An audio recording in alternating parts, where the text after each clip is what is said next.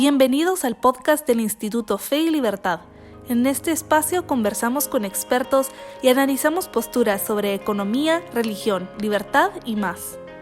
Buenas tardes, Enrique. Pues muchísimas gracias, muy agradecido de que me den la oportunidad de contar un poco sobre las motivaciones y de qué se trata el libro. Y me parece interesante que empecemos a platicar sobre los patrones de pensamiento, sobre todo porque son clave para el desarrollo de los países y tienen que ver mucho con las bases históricas. Entonces, hace más o menos 50 años hubo un doctor holandés que se llama Geert Hofstede que tuvo la oportunidad de trabajar en IBM y hacer 81,000 encuestas alrededor de todo el mundo de estos trabajadores de IBM, y a todos les hizo las mismas preguntas. Y después de hacer los 81,000 cuestionarios encontró 5 patrones.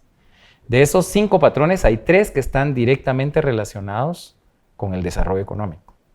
Y de forma interesante, Guatemala en 3 de esos patrones tiene los valores más extremos, pero no los valores extremos buenos, sino los valores extremos que son un poco contrarios al crecimiento económico. Y por eso es tan importante entender qué son y de dónde vienen, ¿verdad? Entonces, el primero es la distancia al poder. La distancia al poder es como un pueblo o un grupo, unas personas, consideran a la autoridad. Es decir, en los países donde hay una alta distancia al poder, las personas creen que el presidente, que el dueño de la compañía, que el jefe, que el papá es poseedor de la verdad. Y entonces él les tiene que decir qué es lo que tienen que hacer. Entonces todos están como esperando que venga un salvador y que les diga, miren muchachos, lo que hay que hacer es esto, ¿verdad? A diferencia de países como por ejemplo Israel, donde lo que sucede es que hay una muy baja distancia al poder y entonces todos están pensando en cómo resolver los problemas del país. Aquí es un grupo pequeño, ¿verdad? Entonces Guatemala tiene el tercer lugar en mayor distancia al poder del mundo. ¿De dónde viene? Es nuestra influencia hispánica. Es decir, nosotros vemos cuáles son los grupos culturales que tienen mayor distancia al poder. Son los hispanoamericanos, los eslavos y algunos asiáticos. Entonces, estos grupos, si uno ve, por ejemplo, si uno ve cómo funcionan en Japón, es una distancia al poder donde no le puede llevar la contraria al jefe. O sea, culturalmente es algo que no se acepta, ¿verdad? Entonces, en Guatemala tenemos esto y esto nos impide, digamos, que todos estemos participando en la solución de los problemas. Es decir, no nos nace, ¿verdad? Es más, en Guatemala eso se identifica con aquello que dicen cómo no patrón, ¿verdad? El cómo no patrón es un poco, o te voy a decir nosotros mismos, cuando uno le preguntan algo, ¿cómo contesta uno? ¿Qué manda? O sea, ¿qué manda es, qué me dice usted a mí que tengo que hacer? Y ese es muy guatemalteco, ¿verdad? Entonces, eso viene, digamos, de nuestra herencia española, ¿verdad? Y es algo contra lo que hay que luchar, y la forma de luchar es cambiando las formas de pensamiento, incrementando la capacidad de pensamiento crítico. Es decir, de no aceptar necesariamente que lo que me están diciendo es algo en lo que tengo que aceptar, sino que lo puedo pensar y reflexionar y estudiar a ver si la realidad va por otro lado, ¿verdad? Ese es el primero. El segundo es el índice de individualismo-colectivismo desde el punto de vista de las decisiones. El país más individualista del mundo es Estados Unidos. Entonces, en Estados Unidos, las personas vienen, toman una decisión y no le preguntan a nadie, ¿verdad? Es más, por ejemplo, alguien en California recibe una oferta de trabajo en Nueva York, la acepta, se va y no le cuenta a nadie, ni le pregunta a nadie. Tal vez para el Thanksgiving viene y le cuenta a los papás, tal vez, ¿verdad? Pero él no anda a preguntar, él se hace responsable de la decisión que está tomando. En cambio, en Guatemala, Guatemala es el país más colectivista del mundo desde el punto de vista de la toma de decisiones. ¿Y eso qué quiere decir? Que cuando una persona en Guatemala, ya sea una persona normal o un empresario o un político, frecuentemente antes de tomar una decisión lo va a consultar con alguien más, ¿verdad? Yo siempre doy el ejemplo de que digo, miren, para enamorar a una patoja en Guatemala, hay que enamorarla a ella, la prima, la tía, todas tienen que estar de acuerdo porque le va a preguntar a todas. Es muy raro que ella tome la decisión por sí sola. Y igualmente sucede en las empresas. O sea, las decisiones son colectivas. ¿Por qué? Porque no tenemos el valor de tomar la decisión y de equivocarnos. Nos da miedo equivocarnos. El castigo social de fallar es muy grande. Y entonces nosotros no nos animamos, ¿verdad? Es más, yo a veces me he preguntado cómo es posible que haya un mayor castigo social por fallar que por ser corrupto, ¿verdad? Eso es un poco... ¿Y de dónde viene? Esa es nuestra herencia indígena. Si ustedes ven, digamos, la toma de decisiones a nivel indígena casi siempre es colectiva. Que yo no estoy diciendo que, por ejemplo, la solidaridad sea malo, que ciertas partes del colectivismo sean necesariamente malo, pero la toma de decisiones colectiva lo que hace es que retrasa el proceso de la toma de decisiones que motiva a emprender, que motiva a lanzar algo nuevo, algo distinto. Entonces, mientras no tengamos el valor, ¿verdad?, de lanzarnos y le estamos preguntando a un montón de gente, se pasa el tiempo y para entonces ya perdimos la oportunidad, ¿verdad? Y el tercero es el índice de aversión a la incertidumbre. El índice de aversión a la incertidumbre lo que nos dice es cómo un pueblo necesita tener mucha información para tomar una decisión. Y Guatemala es el tercer país con mayor aversión a la incertidumbre del mundo. Es decir, nosotros necesitamos creer que es certero que algo va a pasar, ¿verdad? O sea, no me lanzo en una empresa si no sé que va a tener éxito, ¿verdad? Entonces, hay otras culturas donde con poquita información dicen, suena bien, me lanzo, ¿verdad? En Guate la gente necesita tener certeza, pero esa certeza es un poco como falsa, porque la pandemia nos enseñó que no podamos tener certeza de qué va a pasar mañana. Correcto. ¿Verdad? Es decir, entonces al final para nosotros, en un mundo que está cambiando todos los días, se nos dificulta si sobre todo queremos tener certeza de qué va a pasar mañana, ¿verdad? Entonces, y ese índice de aversión a la incertidumbre es resultado de nuestro pasado colonial, ya del pasado guatemalteco hispano-indígena, ¿verdad? Es decir, ese mestizo, como hemos sido un país muy aislado, entonces nosotros hemos quedado muy encerraditos en la montaña, ¿verdad? Y eso hace que nos dé miedo salir de la montaña y conquistar el mundo, ¿verdad? Entonces, esos son los tres, digamos, índices de los que hablo en el libro y que son importantes que trabajemos porque eso no son valores, esos son patrones culturales. Sí, claro, claro. ¿Verdad? Entonces, una sociedad puede cambiar sus valores, pero los patrones culturales es más difícil, ¿verdad? Porque es la forma de pensamiento en que se enfrentan las cosas heredada de generación en generación. Sí, es interesante lo que usted dice, sobre todo el tema empresarial, porque recuerdo en Estados Unidos que tienen una frase que dice que nadie ha hecho negocio si no ha quebrado. Como que para ellos es parte del negocio, es la posibilidad de quiebra y levantarse de nuevo. Así es. Y creo que eso es justamente a lo que usted hace referencia, ¿no? Así es. No tirarse al agua. Y por ejemplo, en Israel te premian si fallas. ¿Qué hubiera dicho Alva Edison si no hubiera probado 1000 veces para encontrar, digamos, la bombilla? Tenía que fallar 999. Correcto. El problema aquí es que si te equivocaste, si fallaste, si tronó tu empresa, nunca más, o sea, que te den crédito después de tronar, es difícil. Entonces, no, la sociedad no está armada para motivar a que la gente se lance a lo nuevo, que se lance a lo desconocido, que se lance a algo que sea distinto, que es al final lo que te permite competir con otros países. Okay. Una reflexión interesante es que su libro no busca imponer una tesis contraria a las que tradicionalmente se hablan o que están verpeado más en la cultura y en general en Guatemala, sino que más bien plantea una puesta al día de las teorías académicas que se han superado o que se han confirmado, porque usted también habla de las cosas que se han confirmado que antes solo era una hipótesis. En su investigación, ¿hubo algún momento que le hiciera decir wow y que le hiciera ver la historia de las culturas de la región de una forma totalmente nueva, distinta? Como al final tuve acceso a las preguntas para pensar y reflexionar, esta fue la que más me llamó la atención, ¿verdad? Decir un momento wow, ¿verdad? Que es decir, encontré algo que yo ni me lo imaginaba, que es distinto a lo que me habían enseñado, etc. Y al final encontré por lo menos 6. Entonces te voy a hacer, digamos, una pequeña descripción de esos 6 momentos wow en los que encontré cosas que me llamaron mucho la atención, que yo pensaba que no era así, ¿verdad? Entonces el primero es cuando descubrí que nuestras civilizaciones precolombinas en realidad eran grandes comerciantes, que además de ser grandes comerciantes, eran civilizaciones muy ricas. Es decir, cuando hablo de riqueza, eran sociedades de lujo. Es decir, ellos, digamos, ¿por qué eran de lujo? Porque ellos dominaban la explotación minera de la obsidiana y después lo trabajaban en manufactura para que se convirtiera en puntas de flecha o en herramientas, etc. Y todo eso lo exportaban a todo el norte de Yucatán, México, hasta llegaban al Caribe, en una ruta que se llamaba la Gran Ruta de Comercio Occidental, que está pasada por el Usumacinta. Entonces, además, una serie, digamos, de objetos, de bienes suntuarios, ¿verdad? Como por ejemplo, hojas de quetzal, como por ejemplo, jade, cacao. Es decir, aquí se producía todo lo que tenía un gran valor. Entonces era una sociedad muy rica.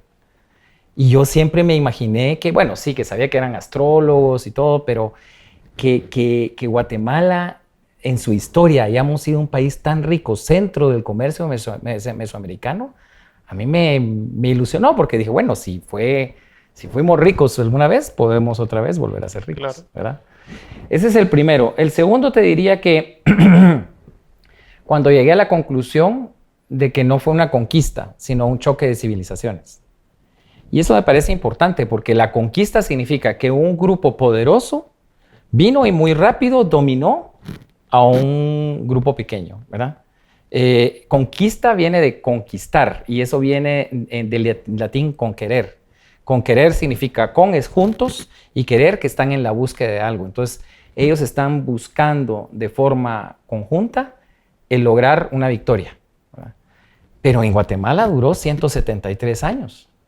Es decir, si nosotros consideramos que la última batalla de la conquista fue la batalla de Tayasal en 1697, 173 años es bien largo, ¿verdad? O sea, es casi 2 siglos. Entonces no podemos hablar, creo yo, de una verdadera conquista, sino más bien de un choque que fue muy largo, ¿verdad? Es, por ejemplo, uno no puede decir ahorita que Rusia conquistó a Ucrania. Están casi, digamos, que como en un empate, ¿verdad? Entonces, ahí no se puede hablar de conquista. Entonces, igual creo yo, en Guatemala, no podemos hablar verdaderamente de una conquista, sino un choque de civilizaciones. ¿Y eso por qué es importante? Porque quiere decir que los que se enfrentaron eran fuerzas parecidas. No es que vino un todopoderoso contra un victimario, sino que fueron fuerzas que se enfrentaron y que les tomó tiempo llegar a tener el dominio y el control de todo el territorio, ¿verdad? Okay. El tercero es cuando me di cuenta, y esto sí, digamos, te diría yo que yo lo pensaría como un descubrimiento porque no lo he leído en otro lado. Okay. Pero cuando me di cuenta que en realidad los conquistadores que vinieron a Mesoamérica, yo les llamo las startups españolas del siglo XVI, porque no eran un ejército, sino era un grupo de encomenderos, ¿verdad? Que en Cuba se habían hecho ricos explotando indígenas. Así era, ¿verdad? Es decir, había encomenderos que tenían... La encomienda nace en la Reconquista. Y ahí les daban a que les encomendaban el pueblo. Y entonces él, como estaba, digamos, a cargo del pueblo, entonces la gente tenía que trabajar para ellos un periodo. No eran esclavos, pero sí eran como siervos, ¿verdad? Eso pasó en Cuba. Entonces, don Pedro de Alvarado, Hernán Cortés y todos ellos se hicieron ricos a partir de ese manejo de las encomiendas. Pero entonces ya tienen dinero, ¿verdad? Entonces están tomando ahí, no sé qué tomarían, ¿verdad? No sé, café o no sé qué tomarían, ¿verdad? Entonces estaban tomando, entonces le dicen, mira, ya tenemos dinero. Pero fíjate que dicen que hay un lugar que se llama Yucatán. Porque Yucatán lo conocían desde 1504 cuando llegó Cristóbal Colón en el cuarto viaje. Entonces, y ahí sí hay oro, porque en Dominicana y en Cuba ni había grandes civilizaciones y tampoco había oro. ¿Qué pasa si conseguimos unos cuantos gentes que tengan experiencia militar? Juntamos algunos escopetas, construimos un par de barcos, ¿verdad? Y vamos a ver si los logramos conquistar, ¿verdad? Y lo peor que puede, bueno, si logramos conquistarlos, le tenemos que dar 20% al rey, que era el quinto real. Uh-huh. Y bueno, si nos ganan, pues nos morimos, pues ya tenemos 40 años, ya de repente ya le, ¿verdad? Entonces, ese momento en el que realmente son dos precapitalistas, ¿verdad?, que tienen dinero y que están diciendo, mira, aquí hay un proyecto, hay una aventura que nosotros podemos lanzar, que se vuelve una startup, se vuelve una empresa, porque realmente, ¿qué es lo que le pasa a una startup? Que es a partir de una idea alguien se lanza a tratar, digamos, de generar algo, ¿verdad? De ahí viene la empresa, ¿verdad? Entonces, eso a mí me llamó muchísimo la atención, porque yo siempre pensé que aquí habían venido ejércitos españoles, ¿verdad? Ejércitos mandados por el rey. Y en realidad no fue así, sino que fueron estos grupos que al final, por ejemplo, la tercera expedición, digamos, que llegó a Yucatán, eran solo 600 personas, 600, digamos, españoles, que apenas traían 13 espingardas, 13 escopetas, digamos. Imagínate qué ejército podría ser, digamos, un grupo que traía 13 escopetas. Sí, traían 10 cañones y 18 caballos, pero en realidad era un grupo que era muy aguerrido y que, bueno, esta es otra historia, pero que fuera una startup, a mí me pareció algo como interesantísimo. Es más, yo les dejo la pregunta. Si Colón vino en 1492 a América, ¿por qué llegaron los españoles a Yucatán hasta 1517? ¿Por qué pasaron 25 años? O sea, si es cierto, digamos, que la corona española quería hacerse rica a partir del oro de América, ¿por qué no mandaron a sus soldados antes? ¿Por qué no vinieron a explotar? Es más, en 1506, el cardenal Cisneros, que era el regente, envió ahí sí, enviaron soldados de conquista al norte de África, porque ellos querían convertir, digamos, al catolicismo a los árabes que estaban en el norte de África. Y América no era muy importante para ellos, ¿verdad? Entonces, ese tema, digamos, que fuera una startup, a mí la verdad me pareció interesantísimo, ¿verdad? El cuarto es al descubrir que no podemos hablar de colonia. Digamos, a nosotros nos dicen, mira, la colonia. Pero aquí no había colonos. Colonos había en Estados Unidos. Ahí eran colonias. Aquí era reino. Aquí fue el reino de Guatemala, que desde el punto de vista militar era la Capitanía General. Y desde el punto de vista judicial era la audiencia de los confines de Guatemala y Nicaragua. Pero era un reino, es decir, había un gobierno propio. O sea, nosotros estábamos a la altura del reino de Navarra, o del reino de Aragón, o del reino de Castilla. O sea, imagínate qué quiere, porque, o sea, es muy diferente que digan, aquí vinieron a la colonia, a que aquí era un reino. Es muy diferente. Eso, fíjate que lo que yo me he puesto a pensar es, si eso es cierto, quiere decir que nosotros tuvimos en nuestras manos nuestro futuro antes de la independencia. Lo que pasa es que no lo hemos asumido. Es mi hipótesis, ¿verdad? Eso es lo que yo pienso, ¿verdad? A partir de todo lo que leo, porque empezás a leer y a leer y a leer y te das cuenta de que, digamos, y eso, digamos, es creo que el quinto tema, los imperios, hay dos tipos, el imperio de dominio y el imperio que se llama de monarquías complejas. Y el imperio de dominio es, por ejemplo, el imperio romano. Digamos, en la época de Cristo, cuando uno mira, por ejemplo, la serie de Chosen, mirás que están ahí en Jerusalén y entonces están los judíos y a la par están los soldados romanos.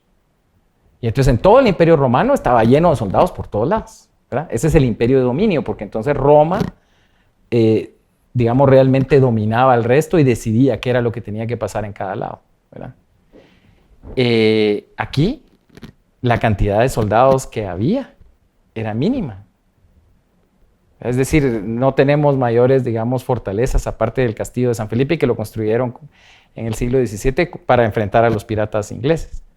Pero, ¿por qué? Porque el imperio español creció a partir, digamos, de acuerdos de élites en los que decían, mira, nosotros aquí nos vamos a encargar de ver que todo funcione y te mandamos tus impuestos y formamos parte del imperio, pero no era un imperio que estuviera con soldados permanentes en cada lado.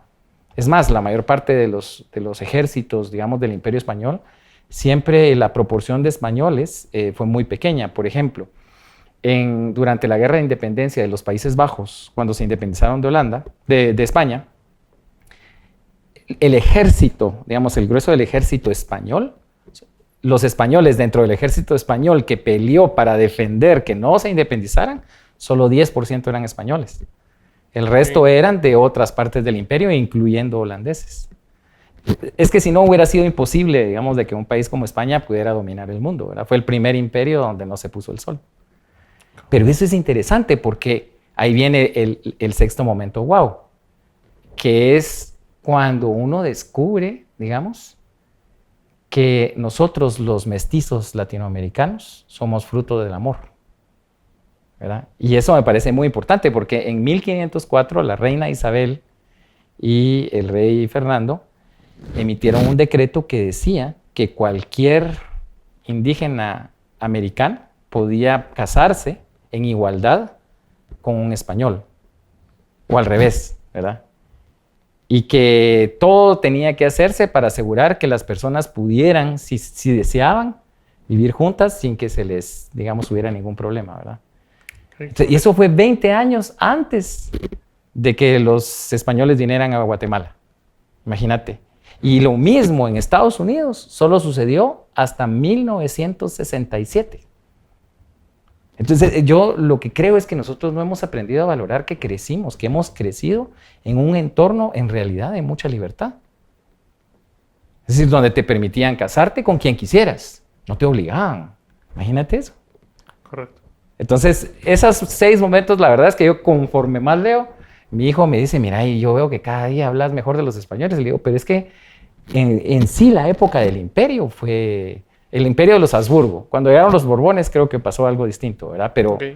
Pero pienso que por lo menos esa base fundacional de lo que es Guatemala es linda conocerla con mayor profundidad. Sí, y que da fe también del grado de mestizaje que hemos tenido, que seguimos teniendo, que debería ser más un aspecto de orgullo de Guatemala por ser lo que somos, viniendo muchas raíces, que pensando en que aquí había algún tipo de prohibición o algo así. Pues, no, es la mezcla y riqueza de las culturas. Yo te diría que los españoles de esa época eran extremadamente avanzados, ¿vamos? Porque para permitir, por eso es que después dicen, mira, es que hasta había una clasificación. Por supuesto que había una clasificación, porque era para tratar de entender cómo eran las combinaciones, pero era permitido. Es más, la esclavitud era ilegal. Digamos, el reino portugués, por ejemplo, que durante todo el siglo XV conquistaron toda la costa de África, la esclavitud fue la forma de financiar todas las exploraciones portuguesas. Eso no sucedió en España. Es decir, en España era darle valor a cada quien, y yo creo que viene, eso está en el tomo 2, viene de que la idea de imperio en España nace en el Imperio de León, en el siglo IX. Okay. Perdón, en el siglo X, porque es en el 900. Imagínate en ese momento, ellos, ¿qué sucede? Que quieren formar un imperio que se llamaba el Imperio de León, porque existía el Reino de Galicia, el Reino de Navarra, el Condado o Reino de Castilla, el Reino de Asturias y el Reino de León. Entonces el imperio es el que domina varios reinos.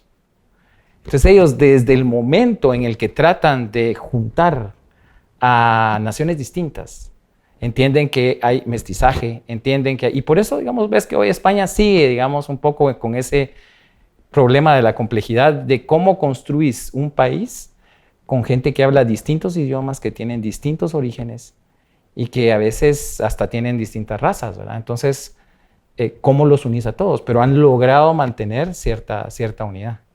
Okay. ¿Verdad? Entonces, esos creo que son los 6 momentos wow. Ok, excelente.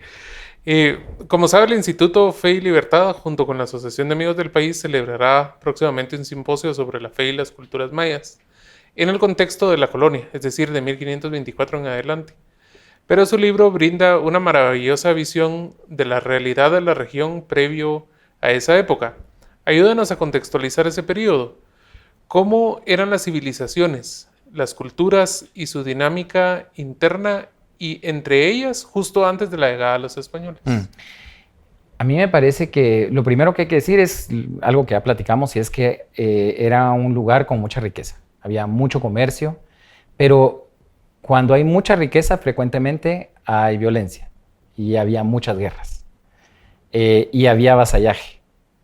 Y ese vasallaje creaba, digamos, imperios o a veces reinos que dominaban a otros que estaban a su alrededor. Entonces, por ejemplo, en México el opresor, digamos, del resto eran los mexicas. Y todos los que estaban alrededor, digamos, los tarascas, los tlaxcaltecas, los zapotecas, los odiaban, ¿verdad? No tanto porque los dominaran, sino por los sacrificios humanos que hacían de sus hijos. Es decir, eso debió haber sido terrible, ¿verdad? Porque cuando a ti te piden, te está diciendo, bueno, me tenés que mandar tantas resmas de papel y me tenés que mandar diferentes cosas, y a cada pueblo le pedían algo distinto. Pero a todos los pueblos les pedían a sus hijos para sacrificarlos.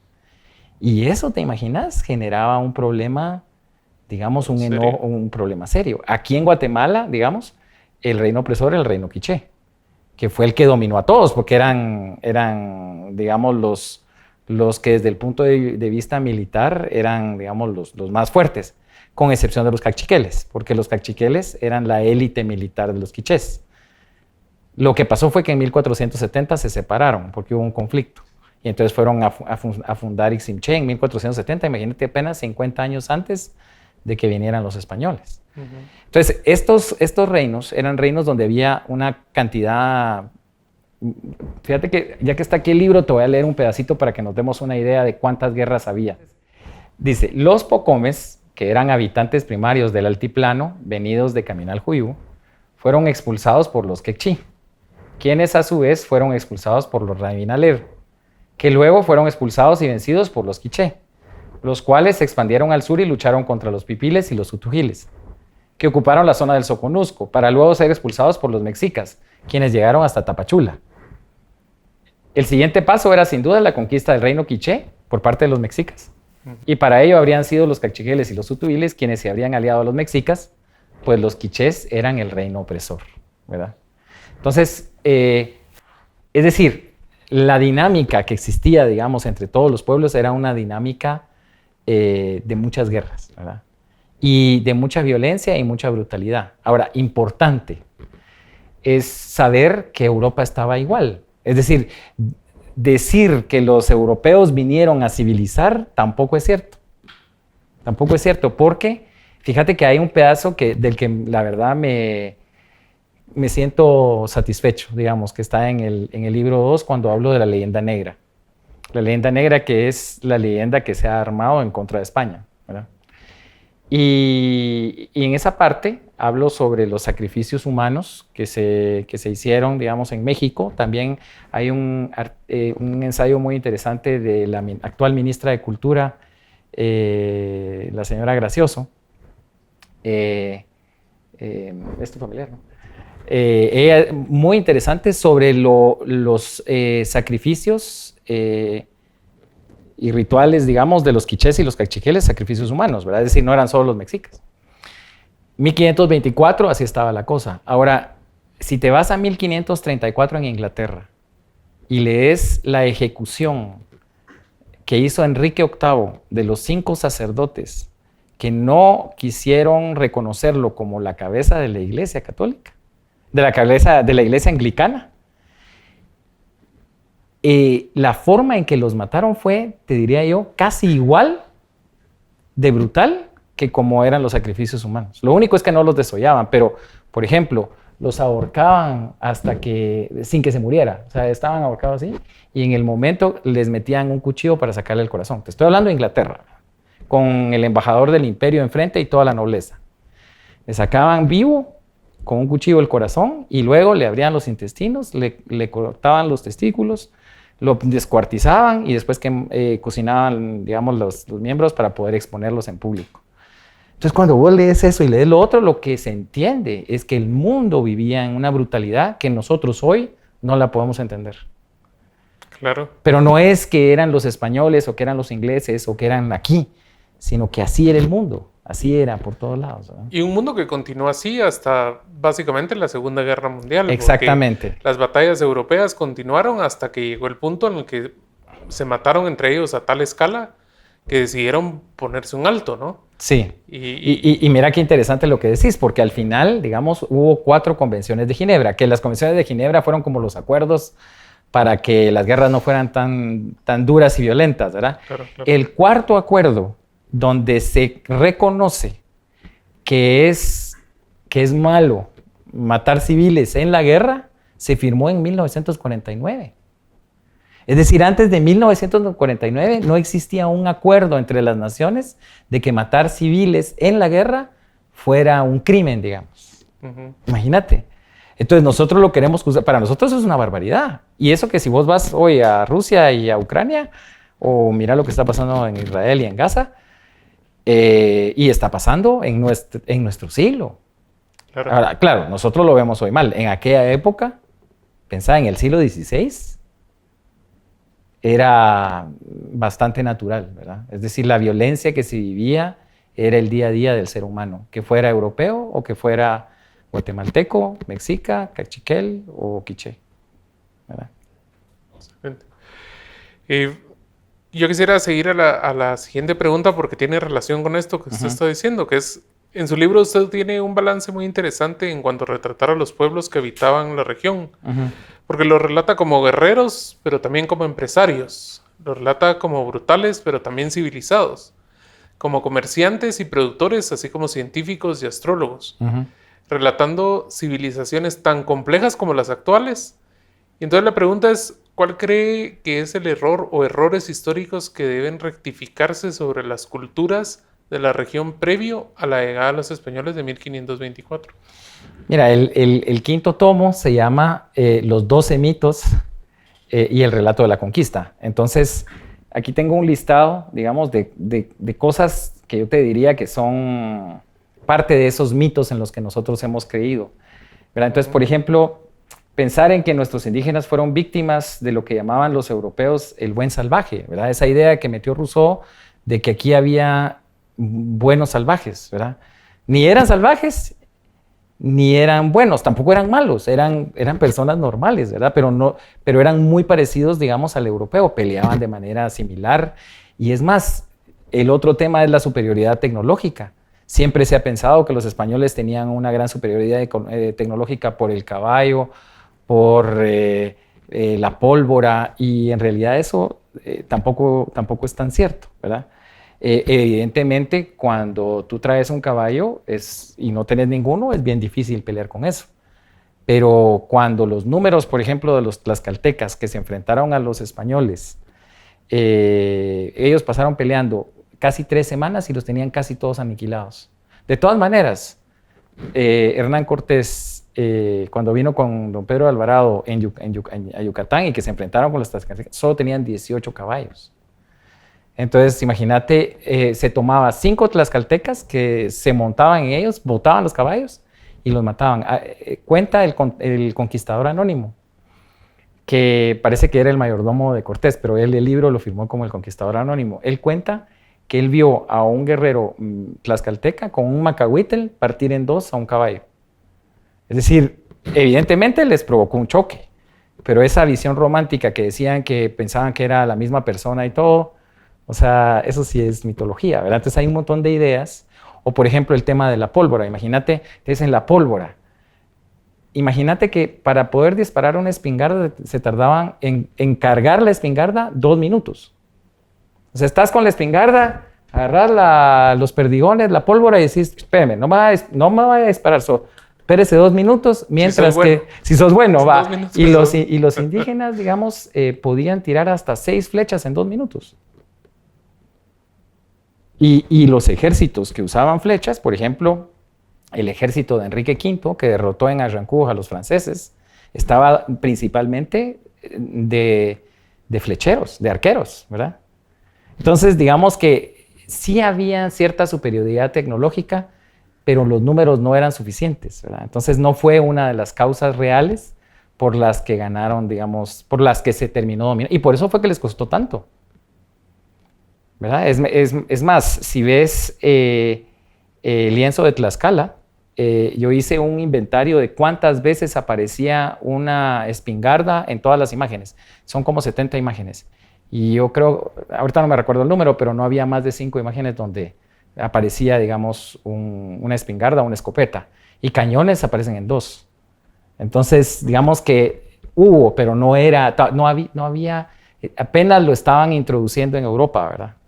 Si te das cuenta, los ejércitos españoles, principalmente, digamos, no usaban caballería, sino principalmente era artillería y picas, ¿verdad? Entonces hay que entender toda esa parte militar para entender cuál era eso. Entonces, este tema, digamos, de la superioridad tecnológica tampoco es cierto. Por ejemplo, algo interesantísimo, la no mención de las mujeres en la conquista. Es que, ¿sabes qué? Se nos ha hecho creer que la conquista fue un grupo de hombres blancos que vinieron a dominar a los indígenas, y cuando hubo mujeres conquistadoras, hubo negros conquistadores. Por ejemplo, Estebanico Dorantes, descubridor del Cañón del Colorado, o Juan Valiente, que fue uno de los conquistadores de Chile, que era un liberto negro, ¿verdad? Y las mujeres no era solo de que los acompañaban, digamos, ahorita no me recuerdo el nombre exacto, pero en Chile precisamente hubo una conquistadora que ella venía con su esposo. Y cuando matan al conquistador, entonces ella se hace cargo de los conquistadores. Y te voy a decir, ella era más gruesa que el hombre, ¿verdad? Entonces la conquista al final fue una conquista de hombres, de mujeres. Evidentemente, el número de mujeres que vinieron fue mucho menor que el de hombres, ¿verdad? Eso es, ¿verdad? Porque también venir aquí, la cantidad era muy difícil, ¿verdad? Yo le recomiendo a todo el mundo que lea a Bernal Díaz del Castillo la descripción de los que vinieron, porque él te pone el nombre, la profesión, los que venían enfermos, qué hacían, si era hijo de no sé quién, hasta los caballos los describe. Mira, hay unas partes interesantísimas porque puedes descubrir verdaderamente cómo era ese grupo que vino, ¿verdad? Entonces, por ejemplo, siempre nos han hecho pensar que los que vinieron eran analfabetas, que eran pobres, que eran los salidos de las cárceles, ¿verdad? Y cuando ves ese listado te das cuenta que había un primo de un duque. Más o menos el 10%, o sea, 60 de los 600, o eran hidalgos de dinero, o eran, decía, gente bien reconocida, digamos, socialmente, o eran familiares de nobles. El 10%, que es un montón, digamos, o sea, a nivel de una élite, digamos. Y después había otros que eran artesanos y había otros que tenían experiencia militar. Entonces, ¿quiénes vinieron aquí? No fueron esos bárbaros que nos han dicho, ¿verdad? Entonces, yo creo que hemos tenido una visión, digamos, que no ensalza a nuestros indígenas y que no ensalza a nuestros españoles y que es peyorativa de nosotros mismos como mestizos. Correcto. Entonces, eso es lo que yo creo que es tan importante resaltar, ¿verdad? Okay. Y resulta increíble el grado de mestizaje cultural que se vivió antes de la llegada de los españoles, porque en su libro relata mucho de esas grandes mestizajes que se dieron. E incluso después de la venida de los españoles, dentro del periodo de la colonización, llegando incluso a tener aristócratas indígenas con títulos nobiliarios otorgados por la corona española. Incluso usted pone una imagen muy enriquecedora en el libro. ¿Cuál cree que fueron los principales aspectos del mestizaje entre españoles e indígenas y entre los pueblos indígenas que más deberíamos de celebrar en la actualidad? Mira, yo creo que en realidad eso es parte de lo más valioso que nosotros tenemos, ¿verdad? Porque nosotros hemos tenido tendencia, digamos, a dividirnos en razas. Y en realidad, hacer una división racial en Guatemala es muy difícil, porque todos tenemos un alto grado de mestizaje. Correcto. No solo, digamos, qué porcentaje tenés de español y qué porcentaje tenés de maya, digamos, ¿verdad?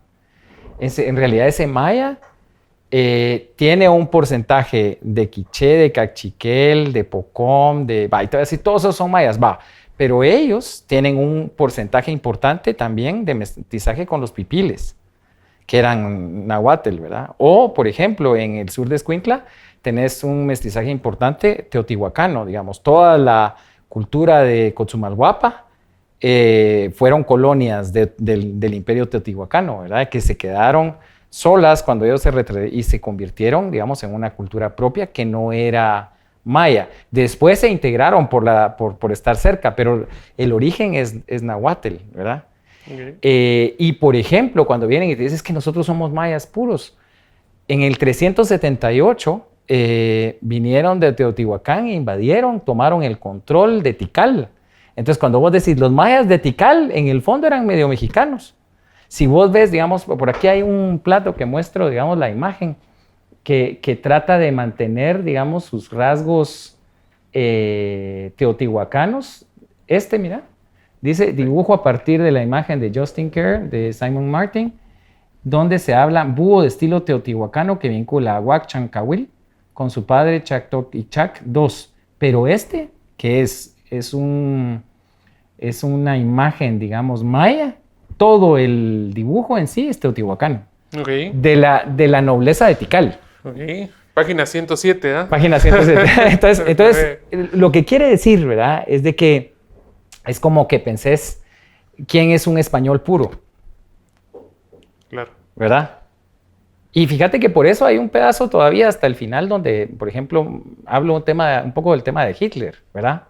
Y de cómo él decía que lo que ha hecho fuerte a Estados Unidos es que ellos no se han mezclado. Y que lo que tiene, digamos, a Centroamérica y a Sudamérica mal es la mezcla. Y en realidad lo que a nosotros nos hace fuertes es la mezcla. Claro, y Estados Unidos que también es una... Pero eso es muy ahora, vamos, es decir, ¿me entendés? Cuando estás hablando de 1945, estaba muy separado. Sí, eso sí es estaba cierto. La mezcla es hoy, vamos.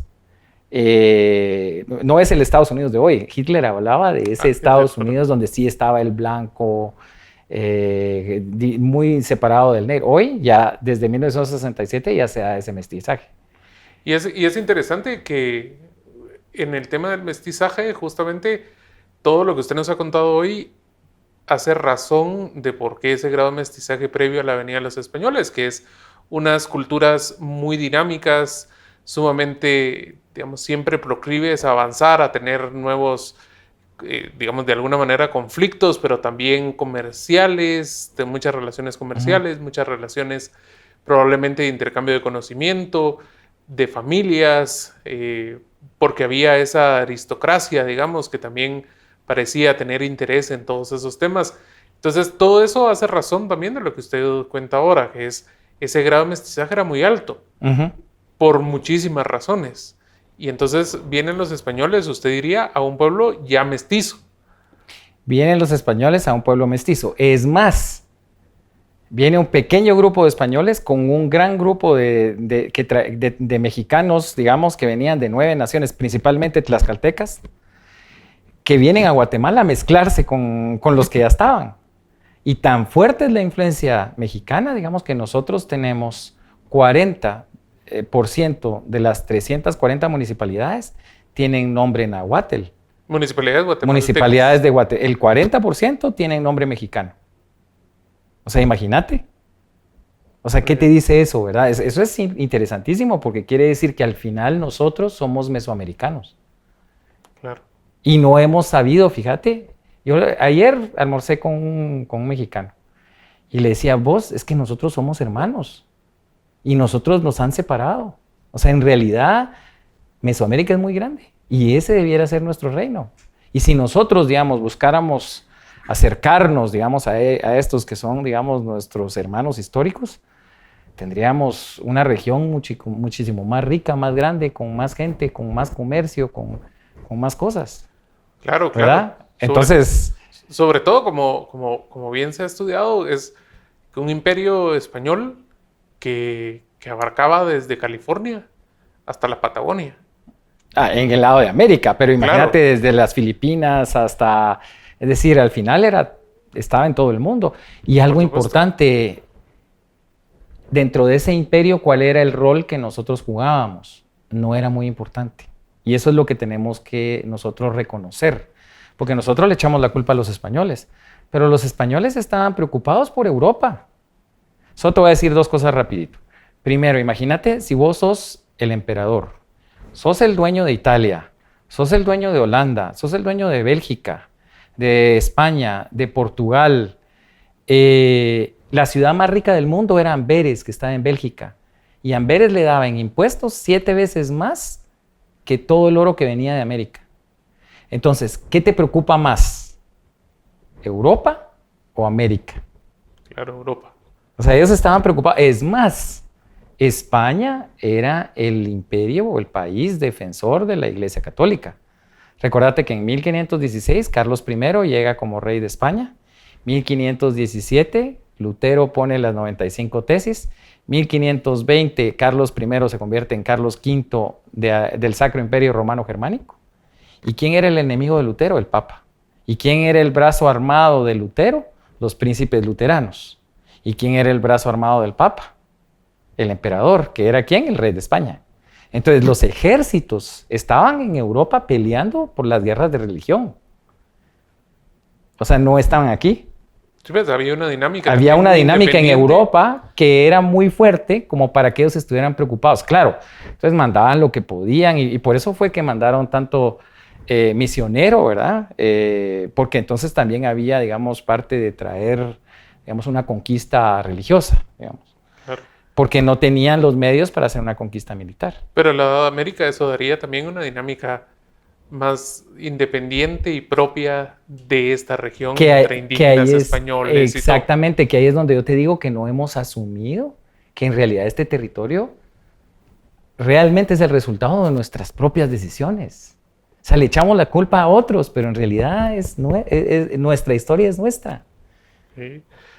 Pues yo tengo una última pregunta que es cierto que este libro es parte de un proyecto mucho más amplio que abarca nuestra historia hasta la actualidad. Y justamente por esta riqueza de plática que hemos tenido, le agradecería si nos puede contar un poco más qué viene en este proyecto, porque este es el primer libro. Este es el libro 1 que apenas tiene 250 páginas, ¿verdad? Y después, inicialmente era un proyecto de 5 libros. Uh-huh. Y el libro 2 era La Conquista, pero se ha ido haciendo tan amplio por todas las cosas que se van descubriendo, que son interesantes, que el proyecto hoy pues probablemente sea hasta 10 libros, ¿verdad? Entonces por lo menos hay 3 que ya están, el 2 ya está, sale el 4 de abril, se llama Una nueva perspectiva del choque de civilizaciones. ¿Verdad? Es una visión un poquito diferente que habla mucho de la leyenda negra, ¿verdad? Explica mucho, digamos, por qué nosotros nos han hecho creer, y ahí sí, hay intereses, digamos, que nos han hecho creer que todo lo hispano es malo, ¿verdad? Luego viene el tomo 3, que se llama Los imperios enfrentados en Mesoamérica. Estamos hablando del imperio hispánico y el imperio mexica, que después viene, digamos, a los reinos de Guatemala, ¿verdad? Okay. Y luego el tomo 4, que se llama Los 12 mitos y el relato de la conquista, ¿verdad? El quinto y sexto ya será sobre que yo tengo un problema ahora porque ya no le quiero llamar colonia, ¿verdad? Porque desde que cuando a uno le dicen la época colonial, pero si aquí no hubo colonia. Okay. Pero bueno, ese es otro tema. Pues muchísimas gracias, doctor. Le agradezco mucho su tiempo y todo esto que nos transmite y enhorabuena. Y ojalá podamos tener otra conversación así sobre el siguiente libro. Esperemos que así sea. Muchas gracias, Enrique. Doctor.